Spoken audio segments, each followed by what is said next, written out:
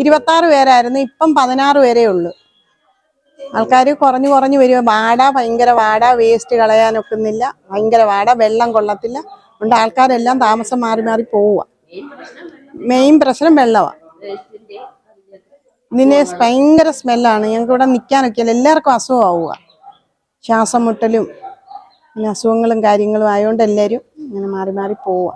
പുനലൂർ നഗരസഭ life mission ഗുണഭോക്താക്കൾക്കായി നിർമ്മിച്ചു നൽകിയ ഫ്ളാറ്റിൽ നിന്നും കുടുംബങ്ങൾ പടിയിറങ്ങുന്നു. ട്രീറ്റ്മെന്റ് പ്ലാന്റിന്റെ പ്രവർത്തനം നിലച്ചതോടെ മറ്റു മാർഗമില്ലാതെയാണ് ആളുകൾ ഇവിടം വിട്ടു പോകാൻ തീരുമാനിച്ചത്. ശുചിമുറി മാലിന്യം നീക്കം ചെയ്യേണ്ട ട്രീറ്റ്മെന്റ് പ്ലാന്റിന്റെ പ്രവർത്തനം നിലയ്ക്കുകയും ദുർഗന്ധം വമിക്കുകയും ചെയ്തതോടെ രോഗഭീതി മൂലമാണ് ഇവിടം വിടാൻ നിർബന്ധിതരാക്കിയതിന് പ്രധാന കാരണം. അങ്ങനെ എല്ലാവരും ഒഴിഞ്ഞു കിടക്കുക, ആരും ഇല്ല. 4ാമത്തെ നിലയിലാണെങ്കിൽ ഞാൻ 3 കൂട്ടരായിരുന്നു, 4 കൂട്ടരായിരുന്നു. ഇപ്പൊ ഞാൻ മാത്രമേ ഉള്ളൂ അവിടെ. അങ്ങനെ എല്ലാവരും അവര് ഓരോരുത്തരുടെ വീടുകളിൽ, സ്വന്തക്കാരുടെ വീടുകളിൽ പോവുക അങ്ങനൊക്കെ പറയുന്നത്.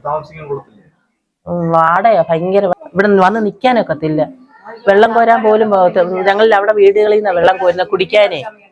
കുടിക്കാൻ വെള്ളമില്ല ഞങ്ങൾക്ക് അകത്ത്. പിന്നെ അവിടെ പോയ വെള്ളം കോരും. ഇതിലെ കൂടെ ഇവിടെ വന്ന് നിൽക്കാൻ ഒക്കത്തില്ല, ഭയങ്കര സ്മെല്ല.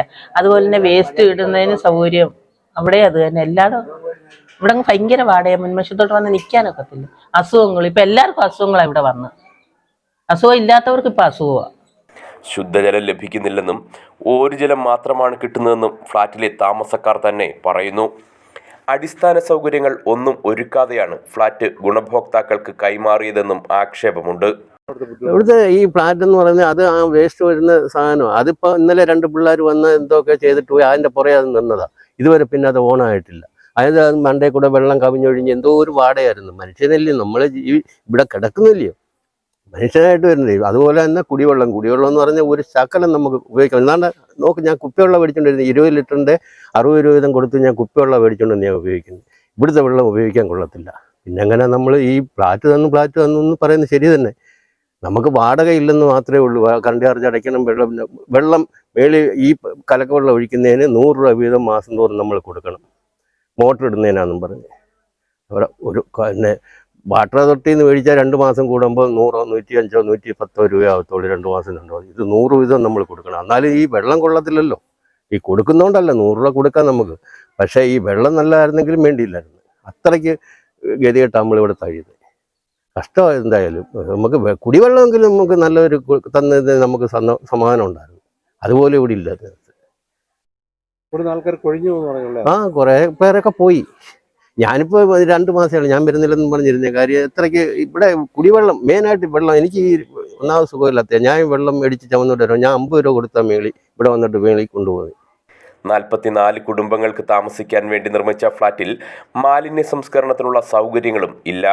മാലിന്യങ്ങൾ മറവ് ചെയ്യാൻ 6 പ്ലാസ്റ്റിക് വീപ്പകൾ ഇറക്കി വയ്ക്കുകയാണ് ചെയ്തിട്ടുള്ളത്. ഇവയിലുള്ള മാലിന്യങ്ങളും അഴുകി ദുർഗന്ധം വമിക്കുന്നുണ്ട്.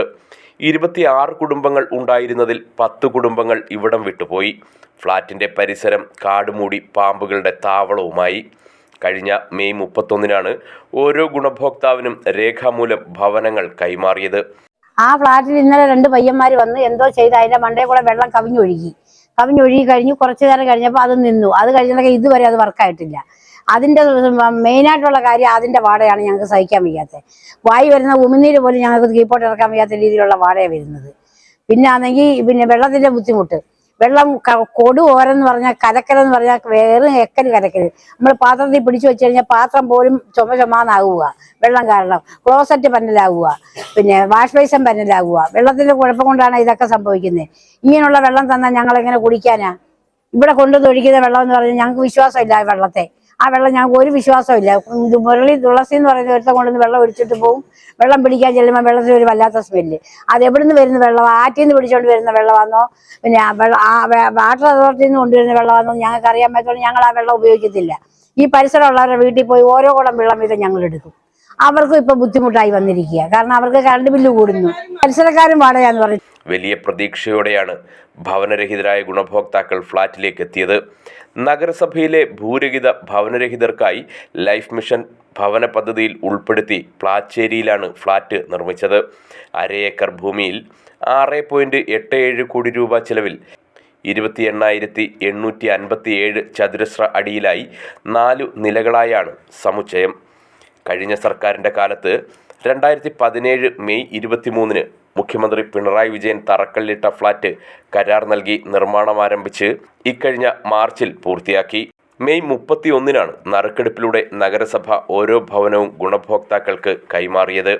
511.53 ചതുരശ്ര അടി വിസ്തൃതിയിലുള്ള ഓരോ ഭവനത്തിലും ഒരു ഹാൾ, 2 കിടപ്പുമുറി, അടുക്കള, കക്കൂസ്, കുളിമുറി, ബാൽക്കണി എന്നിവ ഉൾക്കൊള്ളിച്ചിട്ടുണ്ട്.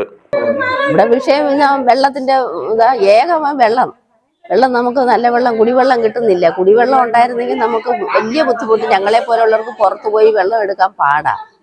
സ്റ്റെപ്പ് പോലും കയറാനും ഇറങ്ങാനും എനിക്ക് നടക്കാനും ഒന്നും വയ്യാത്തതാ. പിന്നെ വേസ്റ്റ്, ഇതാണ് മെയിൻ പ്രശ്നം. ആൾക്കാർ ഇതുകൊണ്ടൊക്കെ തന്നെ പോയിക്കൊണ്ടിരിക്കുക.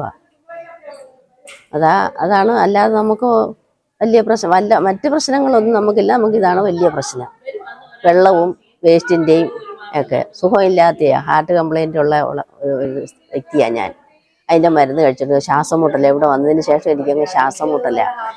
അപ്പോൾ ശ്വാസം മുട്ടലായ കാരണം ഭയങ്കര പാടാണ്. 2 ആൻജിയോപ്ലാസ്റ്റി ഒക്കെ കഴിഞ്ഞതാണ്. പക്ഷേ ഇപ്പോൾ അങ്ങ് എപ്പോഴും അങ്ങ് അസുഖമാണ്. അത് ഇതിൻ്റെ പ്രശ്നമാണ്. ഇവിടെ വന്നതിന് ശേഷം ആയതുകൊണ്ട്. News bureau, Punalur.